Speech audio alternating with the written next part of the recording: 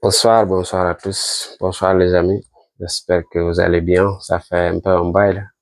Comment vous allez? J'espère que vous portez bien. Moi, je me porte merveilleusement bien. Et je le souhaite encore vous que vous portez bien. Là, moi, je me sens bien. Alhamdulillah, Dieu merci. Alors, aujourd'hui, on va essayer juste de parler ce qu'on appelle l'éducation financière. Ce ne sera pas trop long. L'éducation financière. C'est quoi l'éducation financière? Et pourquoi l'éducation financière? C'est très important. Tout ce qu'on prend, moi je dis tout ce qu'on prend, selon moi, tout ce qu'on prend dans la vie, hein, et si on ne prend pas ce qu'on appelle l'éducation financière, accompagné par ce qu'on appelle la discipline, parce qu'on ne peut pas parler de l'éducation financière sans parler de ce qu'on appelle la discipline. C'est discipline qui incarne tout ce qui tourne autour de l'éducation financière. Et si tu appelles que tu es un entrepreneur, vraiment les deux secteurs-là, tu dois vraiment le maîtriser. Alors, avant d'aller droit au but, permettez-moi juste de présenter. Moi, je me nomme Racine Khan. Ici, dans cette scène-là, on parle que de trading, on parle que de crypto-monnaies, on parle d'investissement business en ligne. Si l'une de ces thématiques, ça t'intéresse, c'est seulement d'abonner et de liker la vidéo et de partager avec tes amis et tes proches. Alors, c'est quoi l'éducation financière? Très belle question. L'éducation financière, il faut que tu aies ce qu'on appelle le plan money management. Le plan money management, vraiment, ça va te permettre de planifier tous tes projets. Et retiens une chose, si tu lances un business, savoir que le fonds que tu as lancé avec le business que tu es en train de faire, ça, c'est pas ton argent. Ça, c'est l'argent des business. C'est pas ton argent. L'argent des business, c'est pas ton argent. Dès que tu lances des business, même si tu n'as pas un autre revenu qui va t'apporter à faire tes courses à gauche, à droite, il faut avoir que tu fixes une salaire dedans qui te permette chaque fin de mois, tu sais que c'est ça que tu vas consommer et tu t'arrêtes là pour que ton projet puisse fonctionner. Alors, l'éducation financière, ça s'apprend. Ça s'apprend. Ça s'apprend théoriquement, accompagné avec la pratique. Parce que tout comprend en théorie, dans le domaine de l'entrepreneuriat de manière générale, si on ne pratique pas, ça ne sert à rien. C'est beau et bien de prendre, de lire des livres, de participer à les conférences, d'aller faire des formations gauche à droite. Mais si tu n'arrives pas à passer l'action, mon frère, je vous assure que tu vas prendre toutes les théories du monde, ça ne sert à rien. Tu ne bougeras nulle part. Il faut prendre et passer à l'action. Si vous passez à l'action, et en passant à l'action, vous prenez même des choses que vous ne prenez pas quand vous prenez en théorie ou quand vous partez des conférences, et etc., avec vos mentors et tout. Parce qu'il y a des expériences, on dit que il faut que tu pratiques seulement que tu peux savoir qu'est-ce qui se passe dedans.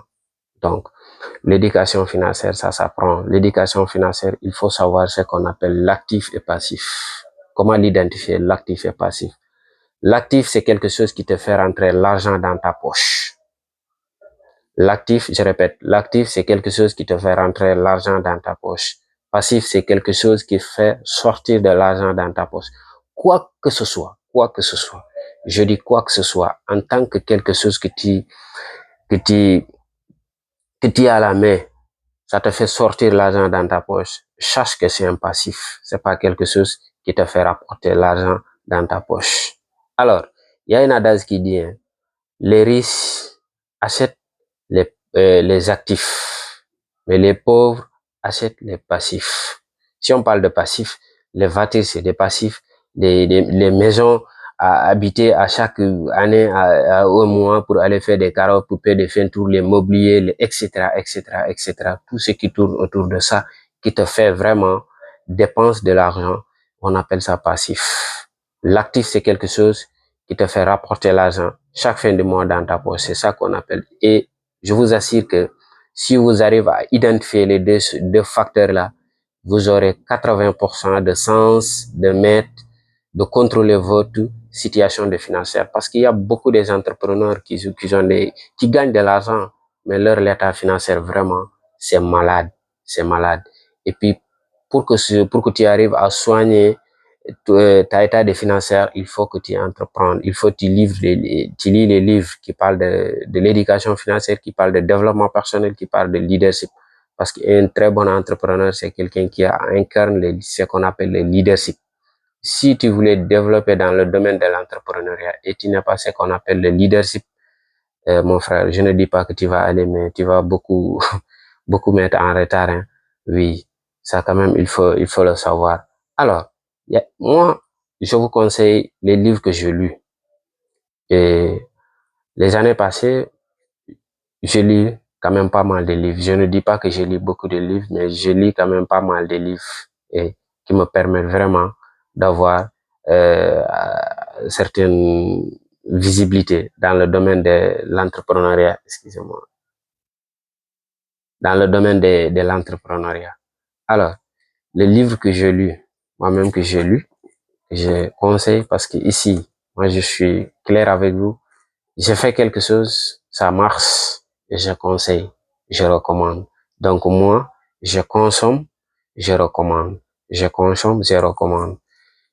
Quand on parle des livres, l'éducation financière, il y a beaucoup de gens qui parlent de Père riche, Père pauvre. C'est un très bon livre. Mais moi, le livre qui m'a remarqué plus dans l'état du financier, c'est ce livre-là, Cadran de cash flow. C'est un très bon livre. Je vous recommande à lire ce livre-là, à le lire bien, à le lire 2 fois, 3 fois, comprendre les concepts. Voilà. Ce livre-là, c'est un très bon livre. Parce que dès que tu livres le livre-là et tu le comprends bien, il va te cadrer, il va te montrer là où tu es situé. Parce que ça, on appelle ça cadran de cash flow. Donc, si tu lis ces livres et tu l'appliques en règle, mon frère, ton état de financier, ça va changer. Ça, je peux vous garantir ça. Ouais, je peux vous garantir ça. Donc, on va s'arrêter là. On ne sera pas trop long. Et je vous demande encore une fois de plus de liker, abonner et partager avec vos amis, vos proches pour qu'on puisse grandir ensemble. C'est l'Afrique qui gagne. Et nous tous, on va partir ensemble et on va réussir ensemble. Et c'est ça qui est mieux encore une fois de plus. Je vous aime beaucoup. Merci beaucoup. Bonne soirée.